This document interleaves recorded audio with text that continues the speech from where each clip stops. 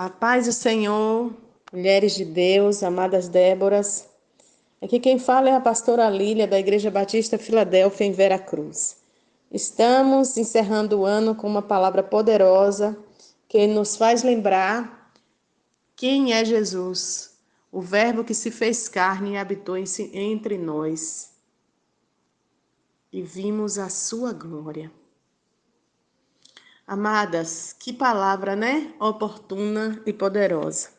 Eu costumo ver muito Deus em cada um dos nossos temas a serem debatidos e falados durante o mês.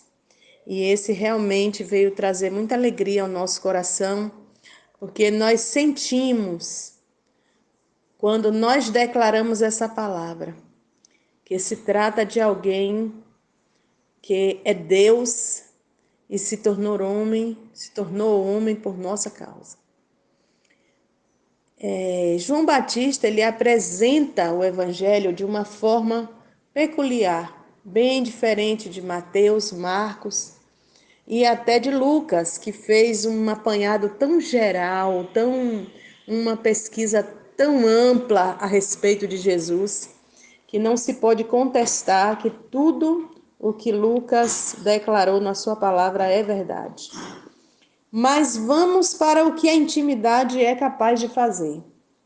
Nós vimos que todos eles eram próximos de Jesus, mas João reclinava-se no peito.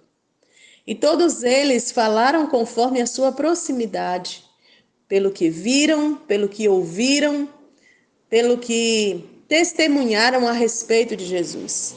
Mas João, ele teve uma revelação do trono, ele teve uma revelação da eternidade.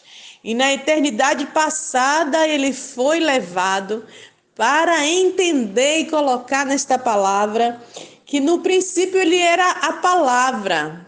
No princípio ele era esse verbo. O verbo estava com Deus, mas o verbo era o próprio Deus. Ele estava no princípio com Deus e sem ele nada do que foi feito se fez. Aí vem para o presente. E nesse presente, João declara que ele se fez carne e habitou entre nós. Que ele saiu do estado espiritual de palavra, de Criador, de Senhor de todas as coisas, para se manifestar a nós como um de nós, como filho, como aquele que haveria de resgatar os seus irmãos por meio do processo de redenção. O Senhor, desde o passado, vinha mostrando para o seu povo que resgatar, redimir, significava que se alguém tivesse uma dívida muito grande e não pudesse pagar, essa pessoa seria completamente subjugada por aquele seu credor, por aquela pessoa a quem ele devia.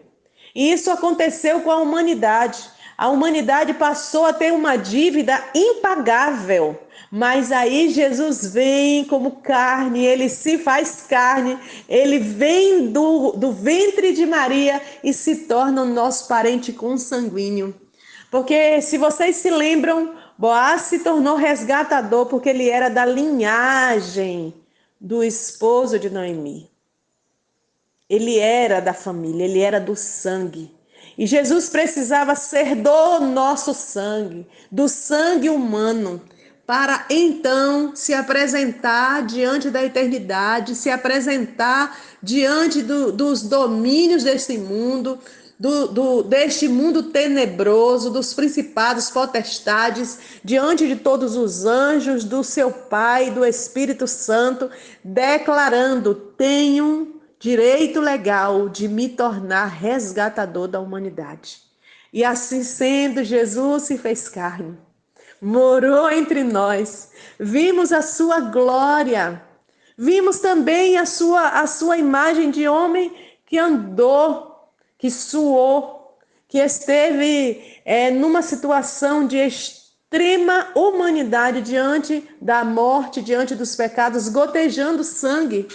Um homem que foi esbofeteado, que foi injuriado, injustiçado, que não suportando a cruz, teve a ajuda de Simão Cirineu e ele morreu.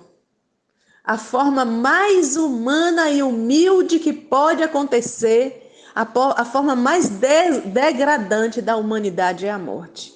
E Jesus, ele se permitiu ir até esse lugar de morte, para, estando no lugar de morte, entrar no inferno e tirar de Satanás a chave do inferno e da morte, e nos resgatar.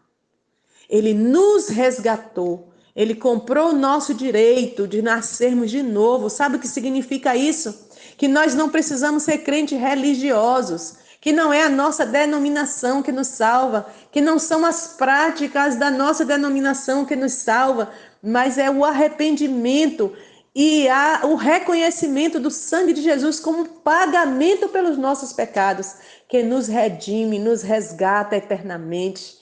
E aí vemos a sua glória. A glória de Deus é manifestada em nós por meio da salvação. E é isso que celebramos esse mês. A redenção em Cristo Jesus. Bom dia e a paz do Senhor.